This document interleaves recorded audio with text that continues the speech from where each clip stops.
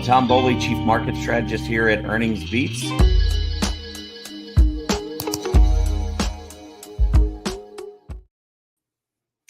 Hey, good morning, everybody, and welcome to this Tuesday, October 15th, 2024 edition of Trading Places Live at earningsbeats.com.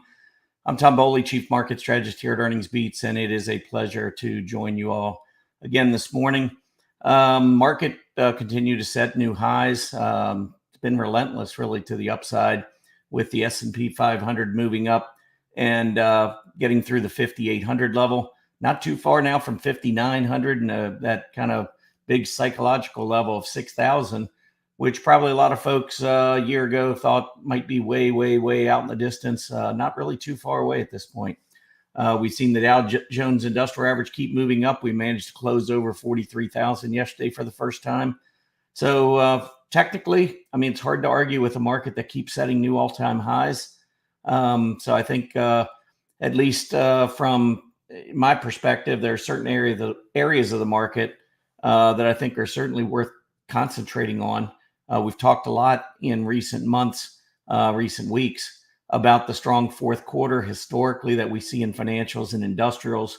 That is certainly continuing here in Q4 of 2024, seeing a lot of strength in many of the financials. Banks breaking out recently, had another big list of banks and other financial services companies reporting earnings this morning. And of course, earnings season really beginning to kick into gear. It'll pick up here over the next 2 to 3 weeks. And so the market seems to be, humming along. I mean, earnings so far, I looked at all the earnings that came out this morning. Every one I saw beat expectations, every single one. Hard to argue against the market that continues to show where stocks are showing great results. We know the Fed has already talked about shifting their focus and moving away from their rate hiking campaign, or rates remaining higher for longer campaign, whatever you want to call it, and moving into a rate cutting environment. And, if we just ignore everything else and only consider interest rates, when rates come down, valuations go up. It's that simple. Now, usually there are other things involved, and we normally see rates coming down because maybe the economy is weakening, or there's fear of a recession or something like that. So the Fed lowers rates in order to boost the economy. But part of the problem, and I'm going to show you a couple charts today, I think that'll illustrate this really well. It's not always about whether rates are going up or down. It's the reason why rates are going up or down. And so the Fed has a couple of different mandates. One is to fight inflation, and the other is to try and strengthen the economy. And so the Fed uses that interest rate tool, the Fed funds rate, moving it up and down, to fight both battles. And you really have to know which battle you're fighting in order to try and figure out some of the intermarket relationships that go along with it. But again, we'll talk about that in just a minute. Let's go ahead and focus in on some of the charts from yesterday, try and get a quick recap here. The Dow Jones Industrial Average finished up 201 points yesterday to close at 43,065.22. That is another all-time high. And as prices keep going up, I want you to focus on these charts. Look at the AD lines. AD lines fully supporting this move to the upside. I am seeing, at least what I think I'm seeing, is Wall Street fully supporting this move to the upside. We're getting ready. We're only 2 weeks away from moving into the most bullish time of the year historically, where over the last 74 years, last 74 years, the S&P 500 has moved up 63 out of those 74 years. And that period is October 27th at the close through January 18th at the close. So if you look at those next 2 months and 3 weeks, whatever it is, from beginning of that period to the end of the period, the S&P 500 has ended it higher 63 of the last 74 years. That's like 85 or 86% hit rate. That's not a guarantee. It's not 100%. We've seen periods where this period where we've seen the S&P 500 go lower, but I think it does point us in the direction of the bigger risk being watching the market instead of investing in it. So the S&P 500, you can see up 45 points again yesterday, 58, 59, 85, almost to that 58.60 level. And again, AD line strong. NASDAQ 100 trying to join the party, not quite there yet, but we have made another recent breakout. We do have a nice uptrend in place since that August low. Not quite up to the July high, but certainly getting close. AD line again pushing to the upside. NASDAQ 100 was up 0.82% yesterday to 167 points, closing back above 20,400. Mid caps, this is kind of big news here over the last couple of days where the mid caps have broken out. So we kept talking about mid caps and small caps lagging. Small caps still are lagging on a relative basis, but mid caps now have broken out. And this was a pretty big level up here, close to the 3150 level. We broke above it and closed above it on Friday. And then yesterday we continued to move higher, tacked on another 19 points, which was about 0.6%, and closed at 3172. So mid cap stocks joining this bullish party as well. IWM still maybe taking Uber to the party, not quite there yet, but IWM 222.89 is where we closed. I really think there's a huge level here around 225. I think getting through that level, that would not represent an all-time high. We've got to get through about 235. So the IWM, again, on a relative basis, looking at the all-time picture, lagging a bit. But if we get through 225, I do expect the IWM could make a quick trip to that 235 level, and then we'll kind of follow it from there. The one group, or actually there's a couple groups I'm going to show you here, the IWM being one of them, AD line, not really that strong. I mean, it is strengthening. October has been a good month, even though we saw prices for the most part going down here in October. The AD line actually was starting to turn back up again. And as we've had a couple of nice days so far last Friday and then again yesterday, you can see that AD line starting to strengthen further. So do we get the breakout? Does the AD line continue to roll to the upside? I don't know. But based on all the other indices already doing it, my suspicion is we're probably going to see IWM arrive at the party just a little bit late. Transports keep trying to break out. And we've talked about this. I've talked about this all of 2024. And when you look at it on a daily chart, you think to yourself, well, transports just aren't performing well. And you think maybe to the Dow theory, where you've got the Dow Jones breaking to all-time highs, but we're not seeing that on the transports, and therefore we're not getting that confirmation. I would argue, though, that transports have made a very big move, have made very big moves in the past, and we've been consolidating. So let me show you a chart just on the transports here. And this is what I was talking about. This is 2024. Now, the S&P 500 has been up nicely in 2024. Transports have not.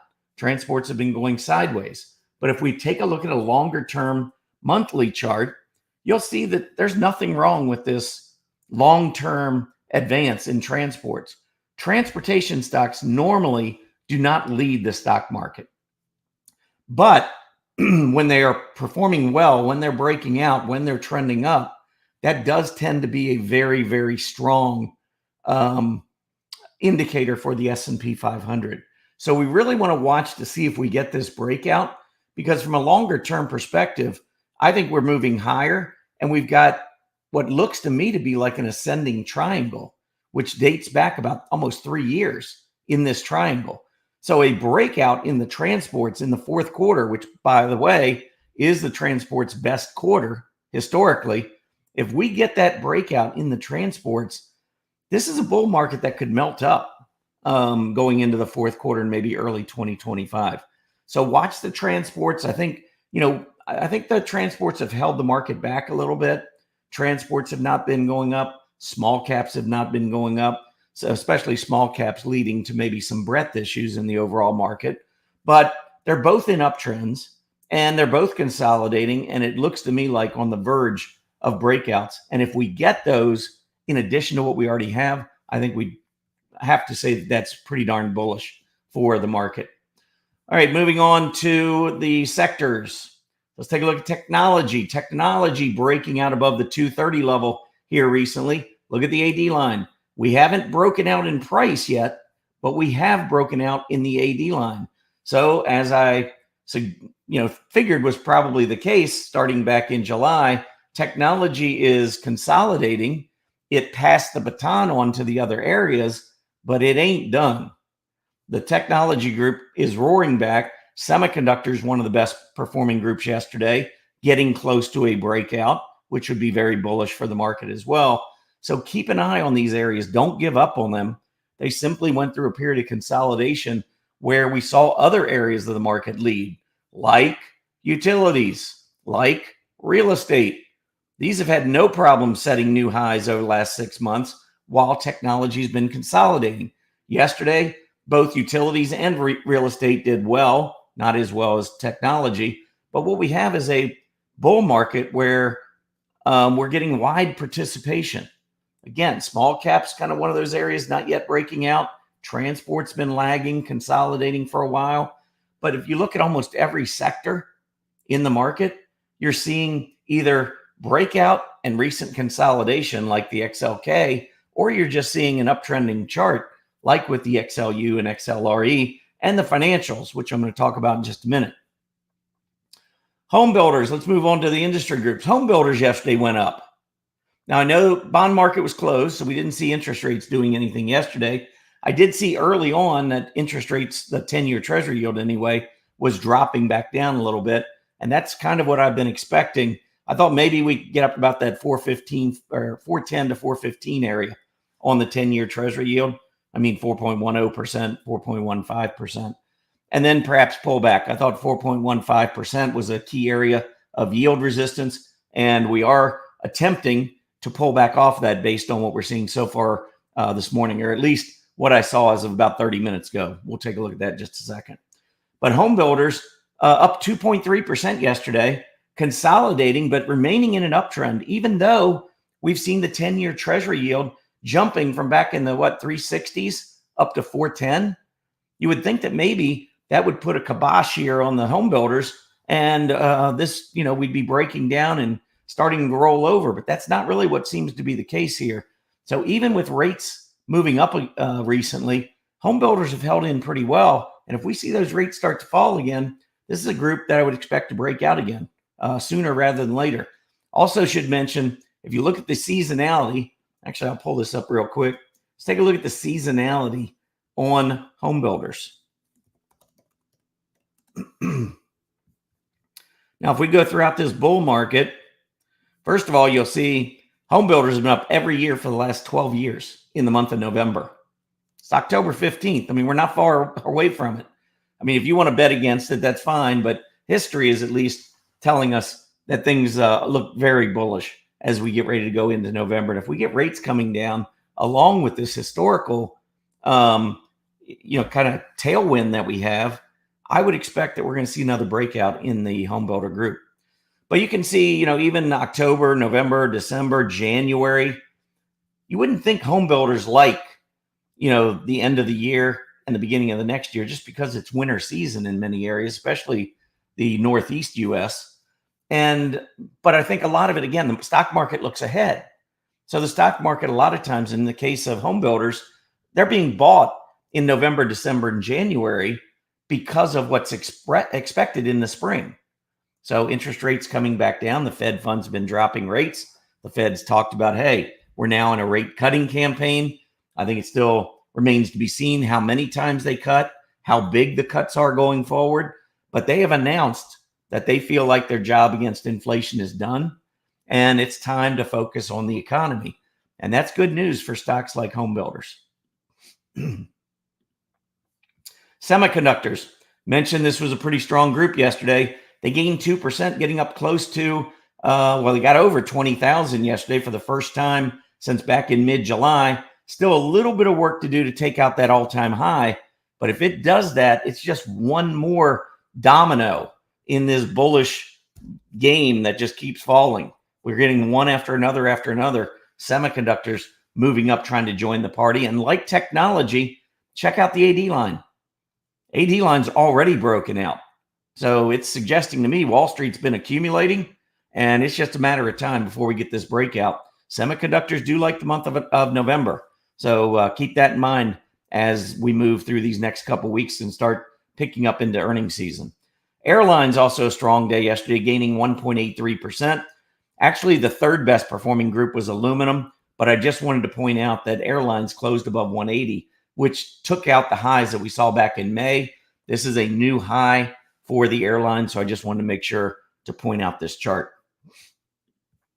All right, 10-year Treasury yield. This is what I looked at earlier. This was at 8:46, so this was about 30 minutes ago. And we were at 4.05, which was down 4.5 basis points. So I'm going to give you an update right now. And it's still 405, but 405.9. So let's call it 406. We are down 4 basis points. But let me annotate this real quick. And then I've got a comment on this particular chart. But that was the area where we broke down. Remember the end of July, the Fed met. They didn't do anything with interest rates. They said that a rate cut was on the table for September. That doesn't sound to me like it's likely. It just sounds like it's on the table. Well, then came out a few weeks later, and said that they were prepared to start cutting. That was what was in the minutes, remember? So I don't know why he didn't announce back then what was in the minutes. Doesn't make much sense to me. But anyhow, coming out of that meeting, we had that swift decline. We had that spike in initial jobless claims, a spike in the unemployment rate, and all of that led to a pretty significant drop on Monday, August 5th. But that was essentially the low. We did go back down in the 10-year Treasury yield and move below that one more time, but the stock market never did. Anyhow, point is, on this chart, we had a pretty big breakdown from about that 415 level, which is why I thought when we made this break back above moving averages, I thought we might be able to get up close to that 415 level, and that's exactly what we did. But we now appear to be rolling back over. So this is definitely something to watch for. And as I look, these two charts at the bottom are the XLF and the XLI relative to the S&P 500. Normally, the normal relationship is when interest rates are going up, normally financials are going up with it. And the reason is, when interest rates are going up, normally that's a sign that the economy is pretty strong or strengthening. And the Fed is just moving rates up to try and make sure that we don't overheat. Well, if rates are going up and the economy is strengthening, that's generally good for financials. I mean, if the 10-year Treasury yield moves up, normally you're going to get a wider spread on, you're going to get a bigger interest rate margin, what I'm trying to say. So your interest rate or your interest income is going to begin to really surge versus your interest expense. And that's the driver in a bank. I mean, a lot of the big banks have a lot of other things, a lot of trading income and so forth. But generally speaking, banks, at the core is what's going on with the long-term rate versus the short-term rate. Because the short-term rate is what they pay out. That's what they borrow using short-term rates. But their income is based off the long-term rates. So here, in this case, you can see that rates were going down and financials were doing well, which is unusual. And I'm going to show you how unusual in just a second. Well, actually, I'll show it to you right now. Here is a 25-year chart on the financial group. And down here at the bottom is a correlation coefficient. And what this is tracking, if I zero in here, is it's checking out the correlation between the XLF, so the financials ETF, and the 10-year Treasury yield, which is the $ TNX, to see if the yields are going up, are financials going up with the yields? If the yields are going down, are financials going down? And what you can see on this chart, let me stretch it back out here, is that generally the correlation is positive, meaning financials tend to move in the direction of the 10-year Treasury yield. So when the yield's going up, financials go up. When the yields go down, financials go down. And if you think of that strictly based on economic strengths or weaknesses, it kind of makes a lot of sense. So what the heck is going on over the last 2 years when we've seen this, a lot more inverse correlation or negative correlation between financials and the 10-year Treasury yield? And if you notice, we did the same thing 2004 to 2006. But otherwise, for the most part, we stayed mostly in positive territory. So what happened here? Well, you got to think, why did rates go up? Why did they come back down? Was it the Fed dealing with the economy? Or was it the Fed dealing with their other mandate, which is price stability? or inflation. Because when inflation starts to pick up, that's when the Fed has to switch over from monitoring the Fed funds rate based on the economy to making decisions on the Fed funds rate based on inflation. And so here you can see that there was inverse correlation. Same thing 2004 to 2006. Now let's go look at the core CPI. This is over the last 25 years. This is just the CPI itself. But down here below, we have the 1 month rate of change. And here's the 12-month rate of change. Now, I want you to look from 2004 to 2006, inflation tripled. I mean, if you look back at all the periods that we're looking at here, this was probably the second worst period of inflation over the last 25 years.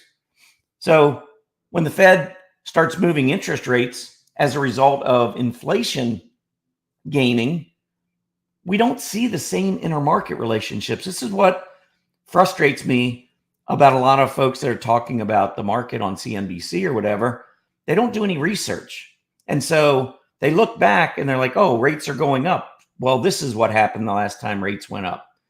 And they don't differentiate and look at the reasons behind what the Fed is doing and ultimately what the effect and the impact will be. So here, look at inflation taking off 21, 22. So what happens? If you go back to our correlation, 22, 23, when inflation is spiking, that's when we have our inverse correlation. 2004 to 2006, inflation was spiking. That's when we had more inverse correlation.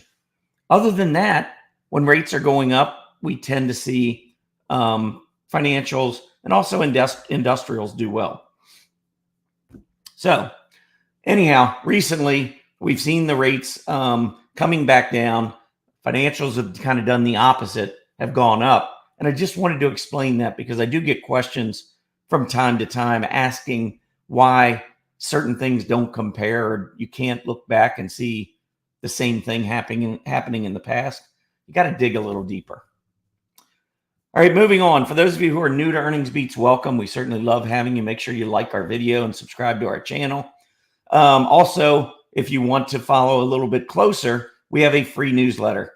If you scroll down, so again, go over to earningsbeats.com, both plural, Earnings Beats, and then scroll down and you will see an area where you can subscribe to our EB Digest newsletter. Also takes a name and an email address. This is published free on Mondays and Wednesdays. No credit card required. You can unsubscribe at any time. I think it'll be a great add-on to your learning library. I try to make these as educational as possible. Also providing pretty decent trades from time to time as well. Also look at sentiment, relative strength, just a lot of things that I like to talk about that I've researched that I think are really important in the stock market. So make sure you check that out. And on your screen, we have a slide. So if you're on a mobile device, you can simply scan that QR code and that will take you to the landing page as well. So make sure you check that out. All right, so chart of the day for today. I wanted to just give you, and of course, we're not publishing one today. We publish it on Monday and Wednesdays. But since we're having this update, I typically give you a chart of the day. So I want you to look at UNH. This company just reported this morning earnings. I did not see revenues. I haven't looked at revenues on all these companies yet. But United Health beat. They reported $7.15 profit. Market was expecting $7.02. So we did have a nice almost 2% surprise to the upside. But you can see that we kind of been struggling just above 600 here, between 600 and 610. The market reaction, I'll give you an update here. Right now it's down $53, so it's down almost 9% at the opening bell. I'm going to look and see if I can see what the sales did on UNH. They beat. So they beat on the top line. They beat on the bottom line. I don't know if they did anything with their guidance, but the stock is down $53 at the open.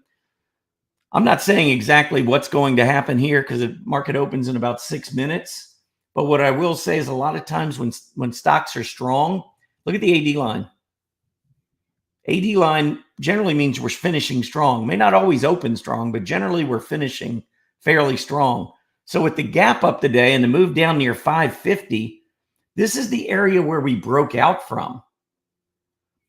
I mean, taking a flyer here and jumping in at the opening bell, again, if you're more of a riskier type investor, I wouldn't be surprised to see a big move back to the upside. We'll see what happens. But I mean, looks like pretty good earnings report. Maybe it's buy on the news or buy on the rumor, sell on the news. We see that a lot. But I would think UNH would bounce off of that 150 area. So let's take a look at, thought I had some more earnings. Yeah, let's go through and look at some of these earnings that came out this morning.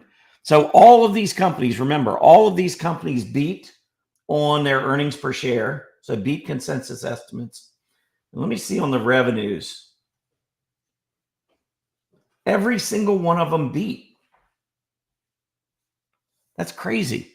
I don't know if I've seen like a beat on revenues and a beat on earnings to start earnings season like this. We had some pretty good reports on Friday to kick off earnings season.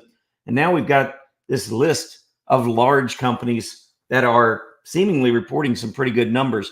But I want you to look at the reactions, because even though you get solid numbers and a great report, that doesn't always translate into an opening gap up.